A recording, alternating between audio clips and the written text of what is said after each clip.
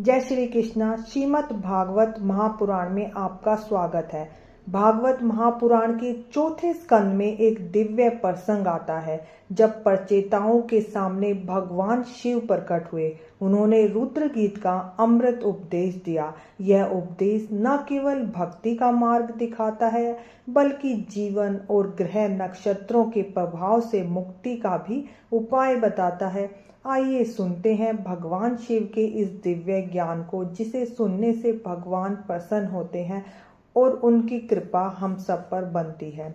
परम वैष्णव का गीत। पृथु का पुत्र हुआ विजिताशव और उनका पुत्र हुआ हविदान। हविदान के 6 पुत्रों में प्राचीन बृहद ज्येष्ठ थे। उन्होंने शुद्धदिति से विवाह करके 10 पुत्रों को जन्म दिया। 10 भाइयों को परचेता कहा गया।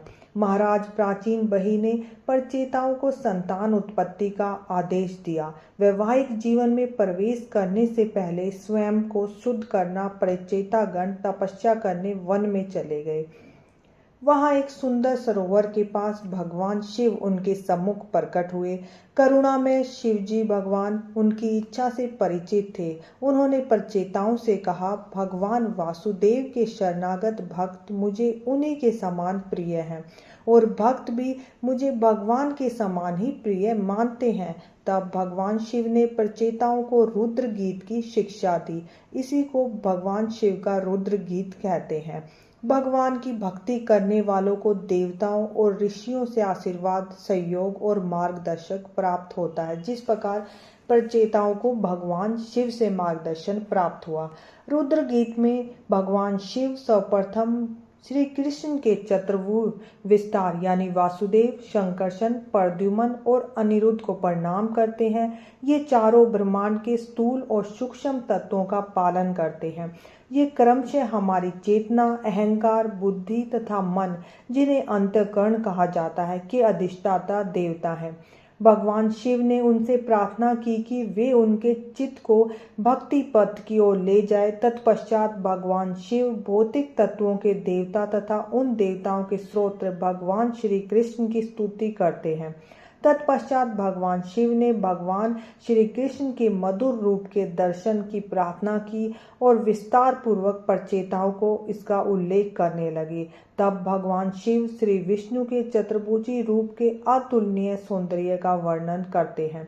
श्री कृष्ण के रूप पर ध्यान करने से हृदय शुद्ध होता है। उनके रूप के प्रति आकर्षण मृत्यु के भय से भी मुक्ति प्रदान करता है।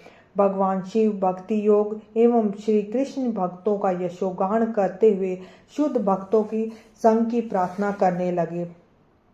श्री कृष्ण केवल भक्ति द्वारा प्राप्त होते हैं। ऐसी भक्ति सुदुर्लभ है।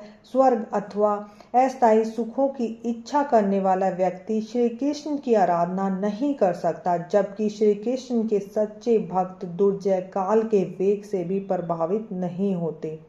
ऐसे भक्त के साथ आधे क्षण का संग भी तुलना में स्वर्ग और भौतिक बंधनों से मुक्ति अत्यंत नगण्य होती है। भक्ति द्वारा विशुद्ध हुआ हृदय भौतिक वस्तुओं से विचलित नहीं होता। भक्ति देवी की कृपा से ऐसा भक्त भगवान के नाम, यश, रूप और लीलाओं के चिंतन में लग जाता है। भगवान शिव वर्णन करते हैं कि किस प्रकार श्री कृष्ण माया द्वारा भौतिक सृष्टि करने के लिए महाविष्णु के रूप में अपना विस्तार करते हैं।